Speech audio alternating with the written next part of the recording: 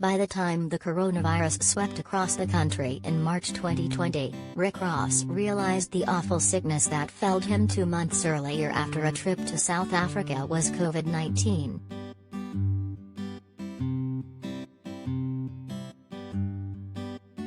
The fungus, as he refers to it, knocked him out of commission for almost a month.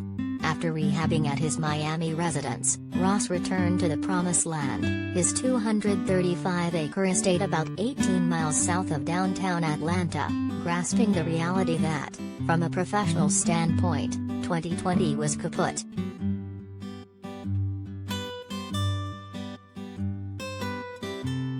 So he bought a John Deere tractor and started mowing his own grass, visited with his 3 horses, sat on the swing by his pond and explored areas of the property, formerly owned by boxing great Evander Holyfield, recently used in Coming to America, he previously had no time to experience.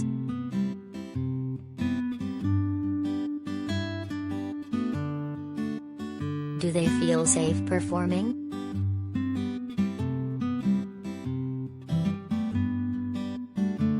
He also wrote a book, The Perfect Date to Boss Up, A Hustler's Guide to Building Your Empire, out now. Filled with colorful anecdotes, it's a breezy read that combines his experiences as a business owner, Wingstop, record label mogul, Maybach Music Group, and mega rapper, from hustlin' in 2006 to upcoming album Richer Than I Ever Been, with tips for success.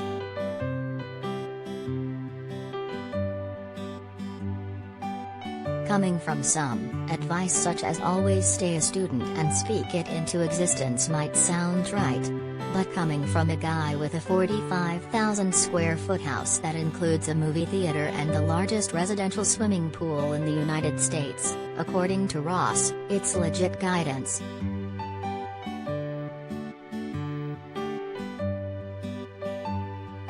I have 20 current partnerships and people want to know, Rizzy, how did this happen? Especially when you wake up every day excited to do all of this, Ross, 45, tells USA Today, referring to himself by his nickname. To me, the way we manage our time is the most valuable commodity.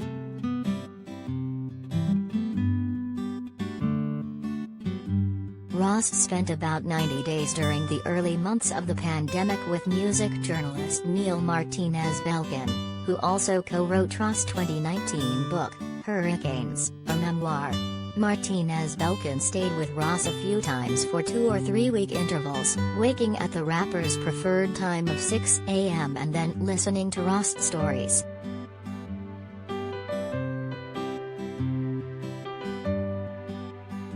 I'd have my first glass of Luc Belaire. Ross is a promoter of the brand. I like to start with champagne, and then I would talk, expletive, the rest of the day, Ross recalled with a laugh.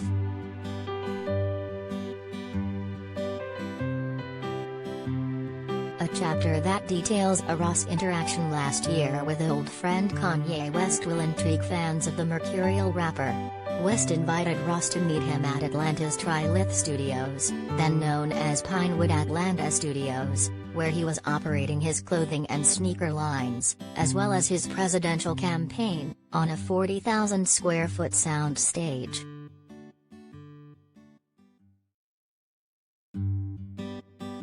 Kanye West offers improved album at second listening event.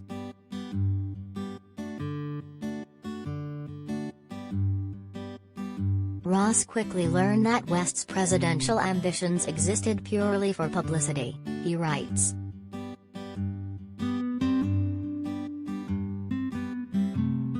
Tomorrow I might tweet that I don't feel like being president anymore, West is quoted as saying in the book.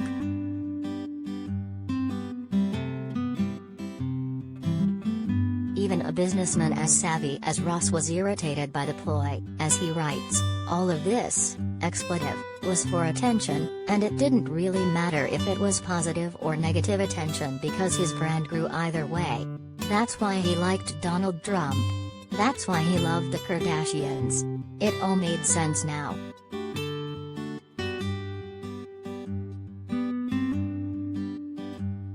but their friendship has remained steady, as Ross tells USA Today that he attended both of West's Atlanta listening events this summer for his recently released Donda album.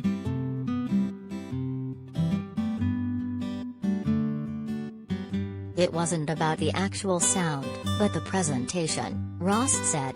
That a young black artist pulled this off, and to listen to his creativity, that was groundbreaking. I can't not acknowledge it.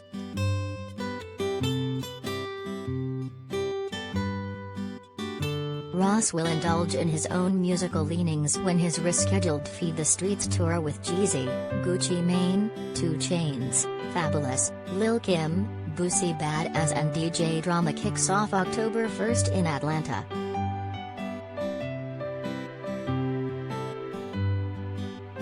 I want to perform for the fans I love.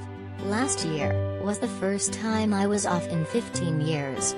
I'm looking forward to performing while I can still do it, Ross says. This is not just a paycheck for me. I'm looking for fans because when I go to certain markets, they're still there every time.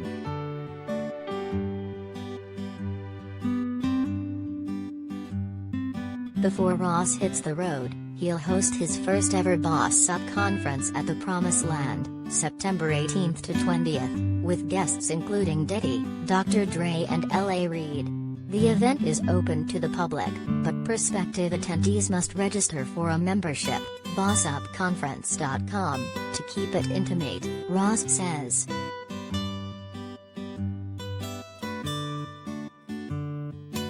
While he believes that the new book gives fans and entrepreneurs alike a 90-day experience of waking up with Ross, the multi-hyphenate has another business lesson embedded in his conference.